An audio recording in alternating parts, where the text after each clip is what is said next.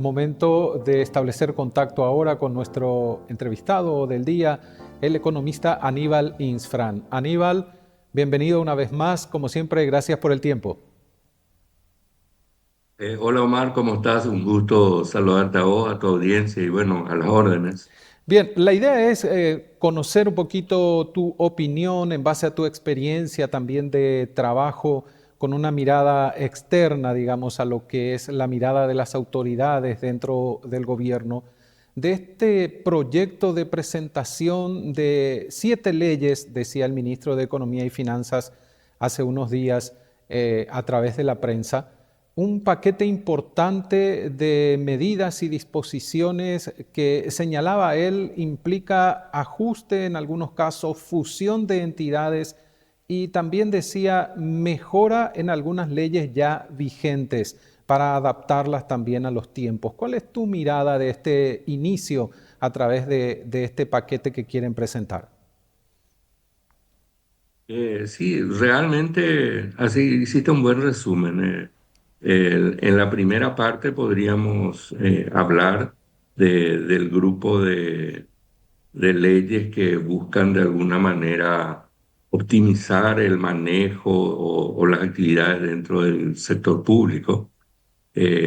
Haciendo llevando algunas, la Secretaría de Turismo, por ejemplo, al Ministerio de Industria y Comercio, el Viceministerio de Minas y Energías, también al Ministerio de Industria y Comercio, sí mismo como la Secretaría de Repatriados al Ministerio de Relaciones Exteriores. O sea, en general son movimientos lógicos si uno piensa desde ese punto de vista, con excepción, yo te diría, del Viceministerio de Minas y Energía.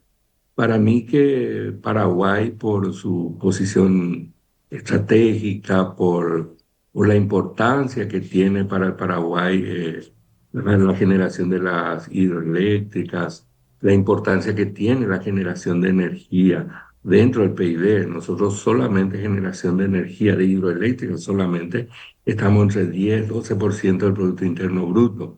Entonces, creo que para mí ese sector de alguna manera se merece tener un ministerio de por sí, por lo que puede representar como un factor de desarrollo para el país. Ujú. Sin embargo, bien manejado finalmente y bien coordinadas las actividades dentro del Ministerio de Industria y Comercio tampoco puede ser un inconveniente, ¿verdad?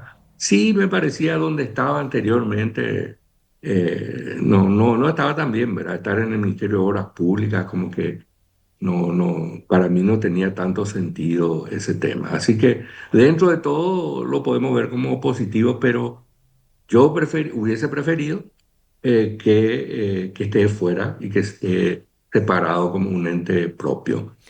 Sí, la coordinación es importante, la reorganización. En algún momento también en la conferencia de prensa escuché que decía que es achicamiento del Estado, y eso no sabemos aún. Ujú. Eso tenemos que verlo con los presupuestos, a ver si realmente el presupuesto del sector público termina siendo menor que el que era sumando los presupuestos propios anteriores, ¿verdad? Sí. Pero en general, para mí es un tema positivo. El turismo me parece fantástico que esté ahí, creo que es mejor que esté dentro del Ministerio de Industria y Comercio porque el turismo en general genera mucho comercio, mucha demanda de productos. Entonces, creo que probablemente hay que coordinar cómo proveer ese servicio de turismo y no le veo inconvenientes dentro del Ministerio de Industria y Comercio. Ujú. Asimismo, la Secretaría de Repatriados me parece ahí sí totalmente lógico que esté dentro del Ministerio de Relaciones Exteriores porque es un tema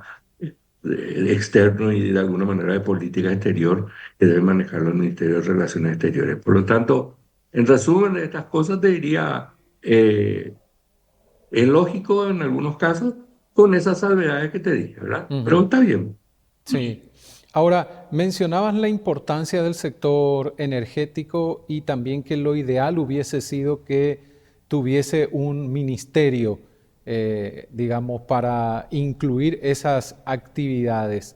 Y mencionar eso es importante, Aníbal, por el hecho de que a veces, por falta de coordinación, a veces cómo se trabaja en las instituciones públicas, las actividades o los sectores se van perdiendo o quedan como relegados.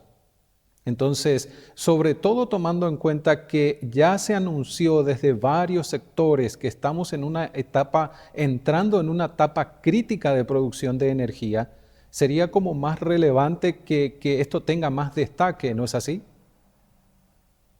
Totalmente de acuerdo contigo, justamente ese es el punto. O sea, estamos entrando en una etapa clave de negociaciones con el Brasil por el tema de Itaipú fundamentalmente. Creo que hay aún cosas que definir y trabajar mejor con Yacyretá. Tenemos todo el tema de energías renovables, producción de alcohol, la producción de etanol, ¿verdad? Para el consumo de vehículos. Tenemos el tema del hidrógeno, hidrógeno verde, tenemos energía eólica. O sea, hay demasiadas cosas que se deben coordinar en este proceso. De hecho, estamos ahí con una nueva ley también de energías renovables Sí. en este mismo paquete, que ya debería haber estado todo junto, me parece. O sea, de mi punto de vista, algo así con esa trascendencia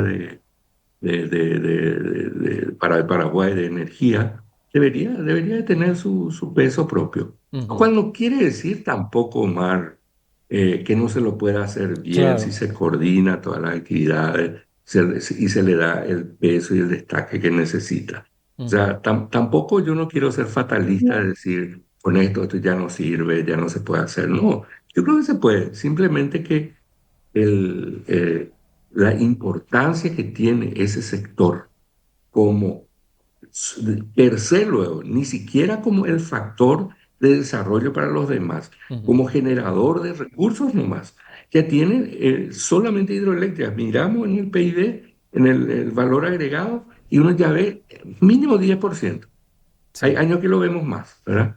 Entonces, ese hecho nomás luego ya merecería que se le dé ese destaque, independientemente del potencial que tiene y de la capacidad de generar mucho más desarrollo para el país mismo, por el tipo de políticas, por el análisis de políticas que se debe hacer, por el peso para coordinar con los otros sectores. Cuando viene alguien de un ministerio, tiene más peso que de un viceministerio, ¿verdad? Un Totalmente. poco ese es un poco esa es, esa es la visión. Ujú. Pero como te digo, no quiero ser negativo solamente, sino decir que creo que ese sería el mundo ideal y punto. Eso es todo. Hay otro punto también que se destaca dentro del paquete que tiene que ver con la modificación de la ley del régimen de maquila. ¿Qué se puede decir en relación a esto? ¿Es necesaria una modificación? ¿Hay que hacer ajustes? ¿Hay que acompañar también los cambios? Están hablando de la modificación que va a permitir, por ejemplo, tener en cuenta un sector que está creciendo mucho, que es el de innovación tecnológica. Y el tema que lastimosamente, Omar, a este momento, a hoy, el paquete de medidas aún no es público. Sí. Ellos ya lo habrán terminado, lo anunciaron, pero aún no tenemos un detalle para poder hacer un análisis así concienzudo y detallado para decirte esto está bien, esto está mal desde mi punto de vista, ¿verdad? Claro. Simplemente creo que los tiempos cambian. La ley de Maquila tiene creo que más de 20 25 años, y probablemente hay cosas que no se han considerado apropiadamente en su momento porque pasó el tiempo. Lo que indicaron es que la ley o sea, la maquila de servicios que en su momento no estaba incorporada dentro del proceso, sí va a estar incorporada por ahí, ¿verdad? Ujú. Entonces ese es un tema clave, creo, porque nosotros tenemos capacidad de generar esos servicios, de entrenar jóvenes, de trabajar con tecnología y exportar ese conocimiento básicamente. Ujú. Entonces, es muy positivo eso. Y eso va atado a la ley de ensamblaje también que Sí. están proponiendo, que nosotros aún no tenemos esa ley. Creo que es interesante porque es simplemente, yo diría que una maquila transformada, pero más específica para los procesos de importación de partes, componentes y que para que sean finalmente ensamblados en el país. Entonces sería como un régimen aduanero especial, una maquila especial, pero nuevamente no vimos todavía los detalles, pero en general la ventaja que uno ve en este tipo de leyes por legislación comparada, te diría, ¿verdad? Ujú. Transferencia tecnológica, generación de empleo, un proceso de industrialización inicial.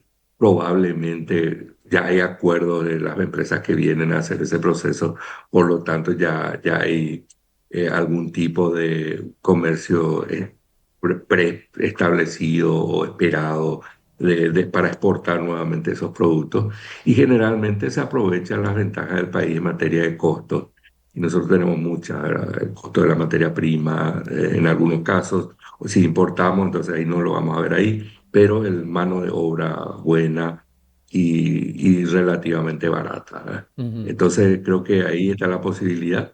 Creo que la ventaja principal tanto de la ley de Maquila y esta nueva de ensamblaje en general es la generación de empleo de calidad. Y Sí. quiero resaltar eso, más, de calidad. Es muy diferente hablar de un empleo que se genere, que la posibilidad de subsistencia a las personas, Ujú. pero es informal. Ujú. Eso no es un empleo seguro, es un empleo que probablemente no venga con la seguridad social que está detrás, no permite que la familia, el trabajador tenga servicio de salud, posibilidades en el futuro de jubilación, ¿verdad? Exacto. Y eso es importante porque nuestro país no está cubierto, ¿verdad? La jubilación creo que en total no llega al 25% de la población está cubierto por los servicios de jubilación y eso Ujú. es clave. Entonces, creo que ahí en estas dos, al menos el objetivo de estas dos leyes es muy lo Sí. correcto, loable, por el hecho de que puede dar como resultado mayor empleo y empleo de calidad, resaltando eso de calidad. Sí. Nosotros tuvimos un ejemplo para demostrarte por qué es importante el empleo de calidad. Es si uno mira la tendencia de la caída del desempleo, uno ve como algo positivo, pero de repente cuando uno mira mejor las cifras, mira cerquita y haciendo un análisis de grupos o deciles o si queremos quintiles de valores de utilidad del empleo, porque el empleo entra en la línea, o sea, el desempleo o empleo y la calidad de vida entra en pobreza o no pobreza conforme a la posibilidad de compra de una canasta determinada. Ujú. Cuando uno tiene un empleo informal y uno ve mucha gente ahí en el límite, o sea, gana un poquitito más nomás que el mínimo para no ser pobre. Entonces, o hay algún problema por cuestiones climáticas o cualquier tipo de problema con los países vecinos, no se pueden exportar los productos en el comercio, cualquier Sí. tipo de cosa, o se enferma el mismo trabajador, ya no tiene ese ingreso. Entonces cae otra vez en la línea de pobreza. Y por eso que yo digo que es muy endeble esta posición de mejoramiento, Ujú. porque no estamos con empleo de calidad en general. Si uno tuviese ese empleo de calidad, se enferma el trabajador y no hay problema, sigue cobrando porque tiene los seguros correspondientes que le van a compensar en ese caso. Sí. Entonces, esa es lo bueno y lo positivo de trabajar pues, de manera formal con empleo de calidad y que esperamos que estas leyes apoyen eso.